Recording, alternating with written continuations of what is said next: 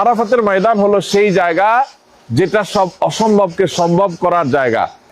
সাইয়্যিদুল ইস্তিগফার এর মানে হলো সবচাইতে সেরা ইস্তিগফার। আল্লাহর কাছে ক্ষমা চাওয়ার যত দোয়া আছে এর মধ্যে সবচেয়ে শ্রেষ্ঠ দোয়া হলো সাইয়্যিদুল ইস্তিগফার। এই দোয়ার অর্থের মধ্যেও বেশ আজীব ধরনের এক আপনার আবেগ এবং অনুভূতি এখানে আছে, বোঝা যায়। আমরা সাইয়্যিদুল ইস্তিগফারের মধ্যে আল্লাহর কাছে যে দোয়াটা নিবেদন করি সেটা হলো আল্লাহুম্মা আনতা রাব্বি, যার অর্থ হলো আল্লাহুম্মা আনতা রাব্বি, হে আল্লাহ আপনি আমার রব। আল্লাহুম্মা আনতা রাব্বি মানে কি ভাই? আল্লাহ আপনি আমার রব, আপনি আমার পালনকর্তা।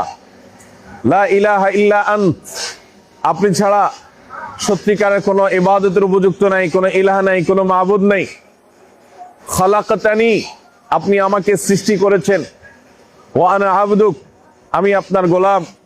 ওয়া আনা আলা আহদিকা ওয়া ওয়া'দিকা মাসতাতা'তু, আমার যতটুকু সাধ্যে কুলিয়েছে আমি ততটুকু আপনার সঙ্গে কৃত ওয়াদা এবং অঙ্গীকার রক্ষা করার চেষ্টা করেছি। আমাদের সাথে রূহের জগতে আল্লাহর অঙ্গীকার নেওয়ার ব্যাপারটা হয়েছে, আল্লাহ আমাদের কাছ থেকে অঙ্গীকার নিয়েছেন। আল্লাহ বলেছেন আলাস্তু বিরাব্বিকুম, আল্লাহকে আমরা রব হিসাবে স্বীকারোক্তি দিয়ে সেদিন বলেছি বালা, হ্যাঁ আপনি আমাদের রব।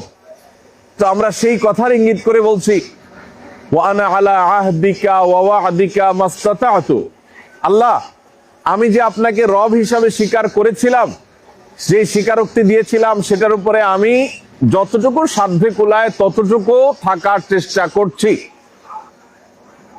আউযু বিকা মিন শাররি মা সানাতু, আল্লাহ আমি যা পাপাচার করেছি, আমি যা অনাচার করেছি, আমি যে গুনাহ করেছি, আমার এই গুনাহের ক্ষতি থেকে, এই গুনাহের কারণে যে পরিণতি হতে পারে দুনিয়াতে এবং আখিরাতে, আল্লাহ সেটা থেকে আপনার কাছে পানা চাই। আমার কৃতকর্মের যে ফসল, আমার কৃতকর্মের যে করুণ পরিণতি, এটা যেন আমাকে স্পর্শ না করে। আউযু বিকা মিন শাররি মা সানাতু আবুউ লাকা বিনি'মাতিকা আলাইয়া, আল্লাহ আপনার বহু নেয়ামত আমার উপর আছে, সেটা আমি স্বীকারোক্তি দিই, সেটাকে আমি স্বীকার করি। ওয়া আবুউ লাকা বিযামবি, এবং আমার বহু পাপাচার হয়েছে সেটার কথাও আমি স্বীকার করি। ফাগফিরলি, অতএব আমাকে আপনি মাফ করে দিন। ফাইন্নাহু লা ইয়াগফিরুয যুনুবা ইল্লা আনত, কারণ আপনি ছাড়া কেউ গুনাহসমূহ মাফ করতে আর পারে না।